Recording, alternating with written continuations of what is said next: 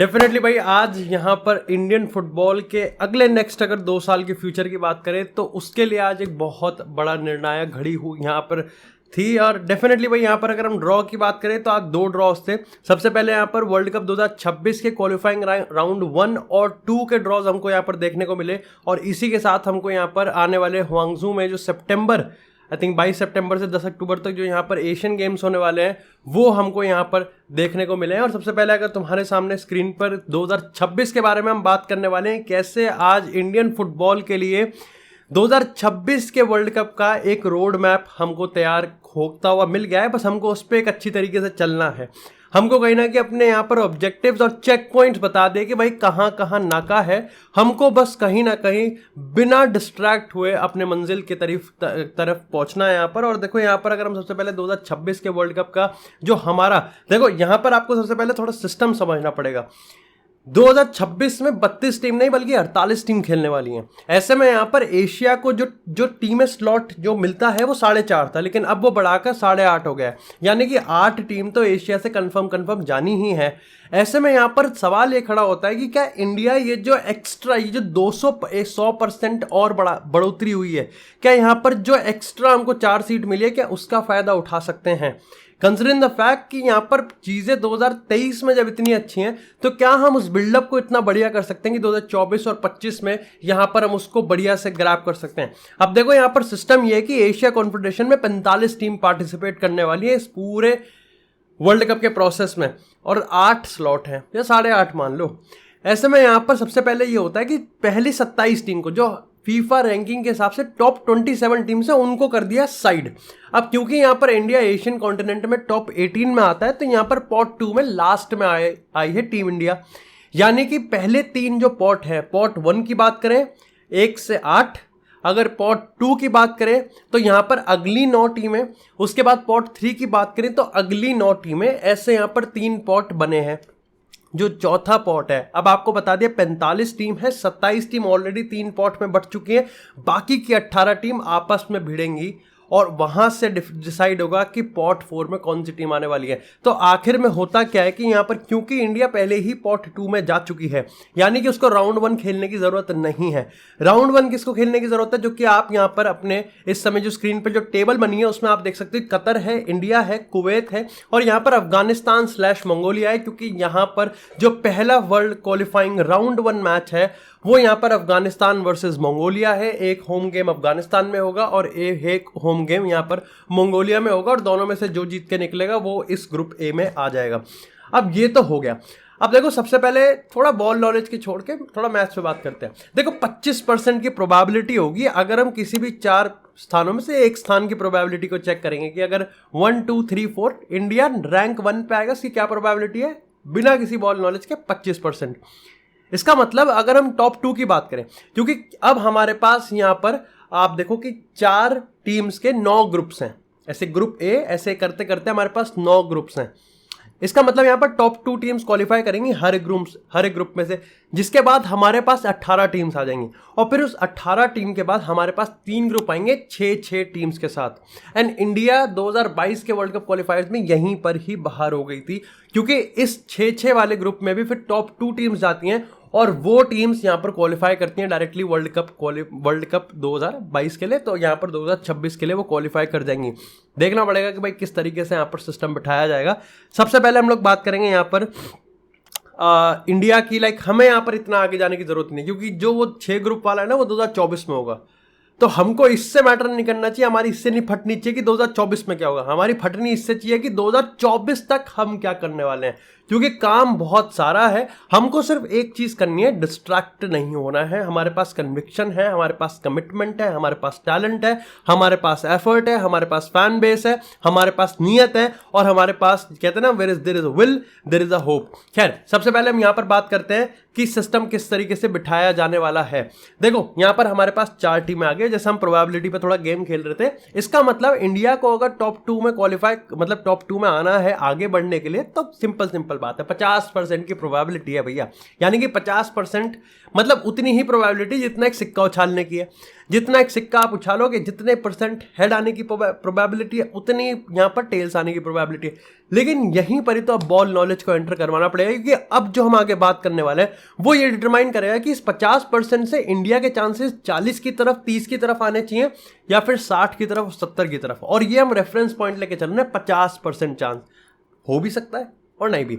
अब देखो मैंने थोड़ा सा रिसर्च किया, और अगर हम यहाँ पर 2022 के वर्ल्ड कप क्वालिफायर की बात करें कि भाई किस तरीके से परफॉर्म किया था ना, ऑफकोर्स 2019, 20, 21 इन सब में मैचेस हुए थे और उसके बाद अल्टीमेटली 2022 में जाके खेले थे।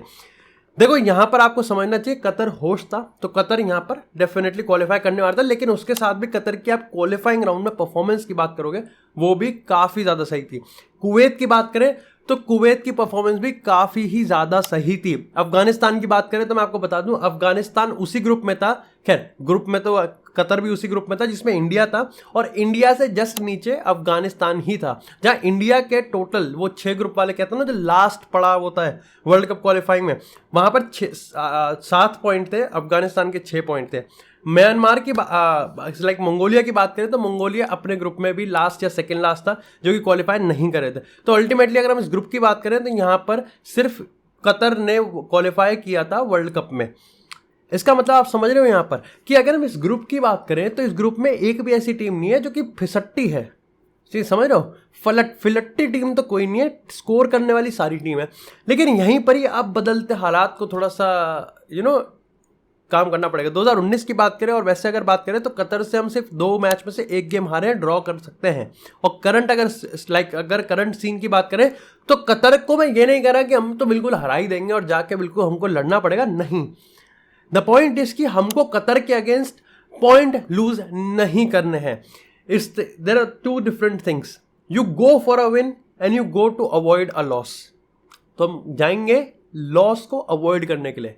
क्या मैं अपनी टीम को अंडरमाइन कर रहा हूं? नहीं, we are talking about the practicality, क्योंकि हमको मेक श्योर करना है। देखो यहां पर कतर और कुवैत के बीच में इंडिया थोड़ा फंस गया। अगर मैं कुवैत की बात करूं तो कुवैत को हमने हराया है और बहुत तबीयत से हराया है, लेकिन हमको समझना पड़ेगा कि दोनों ही में हमको यहाँ पर लगभग 1-1 से ड्रॉ हुआ था और 120 मिनट का गेम खेलना पड़ा था, अल्टीमेटली पेनल्टी पे गए थे। यहाँ पर अफगानिस्तान मंगोलिया की बात करें, मैं यहाँ पर काफ़ी ज़्यादा बुलिश हूँ, मैं यहाँ पर काफ़ी ज़्यादा कॉन्फिडेंट हूँ कि हम रिगार्डलेस ऑफ द फैक्ट कि यहाँ पर अफगानिस्तान आएगी कि मंगोलिया आएगी, हम हरा ही देंगे। बात आएगी कतर और कुवैत में, कंसिडर द फैक्ट कि यहाँ पर हमारे पास 6 गेम है। इसका मतलब थ्रू आउट द टाइम हमको अपनी टैक्टिक्स को संभालने में टाइम मिलेगा। ऐसा नहीं है नॉकआउट है, पहले 2 गेम में हार के बाहर हो गए, नहीं। यहां पर हमको जैसा मैंने बताया with Afghanistan and Mongolia 2 game मिलेंगे, दोनों गेम जीतने हैं, 6 पॉइंट हमारे पास होने चाहिए। अगर कुवैत की बात करूं तो अगेन कुवैत के साथ आप चांस लोगे, हेड ऑन आप अटैक करोगे एंड यहां पर आप इंडिया को फ्रंट पे लेके आओगे। कतर के साथ you are not going with confidence to win a war, win a match. You're going to avoid a loss and that is the point. आपको प्रैक्टिकल होना पड़ेगा। तो मेरे हिसाब से तो भाई यहाँ पर जो चीज़ें हैं वो यहाँ पर 60 से 70% वाली होनी चाहिए कि इंडिया क्वालिफाई कर जाएगी, इंडिया मोमेंटम बना के रखेगी। और यहाँ पर हमको देखने को मिलेगा भैया 2026 के अगर वर्ल्ड कप की बात करें तो हम लास्ट पड़ाव पे जाएंगे, जैसे हम पिछले बार भी गए थे।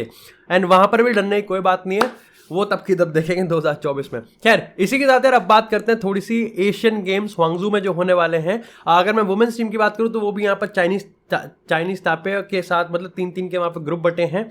अगर मैं मेंस फुटबॉल की बात करूँ तो यहाँ पर भैया इंडिया का जो ग्रुप है that is China, Bangladesh, Myanmar और इंडिया का यहाँ पर ग्रुप बना हुआ है।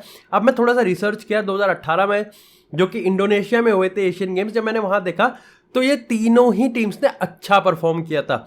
अगर मैं आपको बांग्लादेश की बात बताऊं तो बांग्लादेश भी नॉकआउट स्टेजेस में गई थी। सिंपल होता है, यहाँ पर 32 टीमें होती हैं, यहाँ पर जिस तरीके से टीम्स खेली जाती हैं लाइक ग्रुप बनाए जाते हैं, टॉप 2 क्वालिफाई करती है, राउंड ऑफ 16 में गएगी, राउंड ऑफ 16 से यहाँ पर क्वार्टर फाइनल से यहाँ पर सेमीफाइनल एंड सेमीफाइनल से यहाँ पर सीधा फाइनल। सबसे पहले मैं आपको बता दूं कि यहाँ पर जिस तरीके से टीम है भाई, जापान एब्सोल्युटली अमेजिंग, उसके बाद यहाँ पर कोरिया भी है, मतलब अच्छी टीम्स हैं डेफिनेटली, और चाइना भी अच्छी टीम ही है। लेकिन अगर मैं यहाँ पर आपको बात बताऊँ तो देखो चाइना की मैं बात बताऊँ तो चाइना ने अपना ग्रुप टॉप किया था आई थिंक सो 2018 के एशियन गेम्स में, लेकिन चाइना राउंड ऑफ 16 में बाहर हो गया था सऊदी अरेबिया से। सो चीज़ें अनप्रडिक्टेबल है एशियन कॉन्टिनेंट में। इसी के साथ अगर मैं बांग्लादेश की बात करूं तो बांग्लादेश ने भी आई थिंक सेकंड फिनिश किया था, they qualified for the round of 16, लेकिन वहां पर वो नॉर्थ कोरिया से बाहर हो गए थे। इसी के साथ अगर म्यांमार की बात करूं तो म्यांमार ने परफॉर्म अच्छा किया था, मतलब स्टैंडर्ड्स पे, तो वहां पर म्यांमार लेकिन points I think goal difference पे बाहर हो गया था, राउंड ऑफ 16 में नहीं जा पाता। हमारे ग्रुप में जो भी टीम्स खेल रही हैं, चारों में से इंडिया तो खेल ही नहीं थी पिछले वाला, बाकी 3 की बात करूं तो तीनों में से कोई भी राउंड ऑफ 16 के आगे नहीं गया था, क्वार्टर फाइनल में आगे नहीं गया था। इसका क्या मतलब है? देखो, मैंने थोड़ा सा पॉइंट्स टेबल को स्टडी किया, और अगर वही वाली बात है, नंबर की बात है, डेफिनेटली हम टैक्टिकल उस पर आएंगे जब मैचेस यहां पर आने वाले होंगे। 4 पॉइंट्स तो मिनिमम है, यानी कि आपको एक मैच तो जीतना पड़ेगा ही। और अगर मैं यहां पर बात करूं तो देखो, बांग्लादेश के अगेंस्ट भी हमारा रिकॉर्ड अच्छा है, और म्यांमार के अगेंस्ट भी हम यहां पर फ्रंटल पे अटैक कर सकते हैं। अगेन अगर हम चाइना की बात करें तो ईगोस के मैच की जितनी मैंने प्रैग्मेटिक और यहां पर प्रैक्टिकल अप्रोच देखी है, I think he will go with again and avoid the loss वाली जो स्ट्रैटेजी होती है कि आप जीतने के लिए नहीं, बस हारना नहीं चाहते, वो यहां पर आप अगर मेक श्योर कर लो तो इंडिया को हम यहां पर राउंड ऑफ 16 क्वार्टर फाइनल तक जाते हुए देख सकते हैं। द पॉइंट इज कि अगेन, जैसा मैंने वर्ल्ड कप वाले में कहा था कि पॉइंट हमारा वो नहीं होना चाहिए कि 2024 में हम क्या करने वाले हैं, हमारा यहां पर पॉइंट ये नहीं होना चाहिए क्वार्टर फाइनल में कैसे, मतलब क्या कैसे खेलेंगे, पॉइंट ये होना चाहिए कि वहां तक पहुंचना कैसे है, क्वार्टर फाइनल से पहले राउंड ऑफ 16 तक कैसे पहुंचना है, वो कैसे पहुंचेंगे, ग्रुप स्टेज में परफॉर्म करके। सो 4 पॉइंट्स मिनिमम है, I think 6 point G spot hit कर जाएगा, और यहां पर हम ऑर्गेजम के साथ यहां पर राउंड ऑफ 16 में क्वालिफाई करते हुए दिखेंगे। ओवरऑल अगर मैं बात करूं तो जैसा मैंने ट्विटर पे भी लिखा, हर ओपोनेंट को रिस्पेक्ट करने की जरूरत है, क्योंकि हमको यहां पर बहुत टफ ओपोनेंट मिलने वाले हैं। ये एक अच्छी चीज है कि एशियन गेम्स की बात करूं तो हमारा ग्रुप थोड़ा सा और टफ हो सकता था, सो वी आर गुड।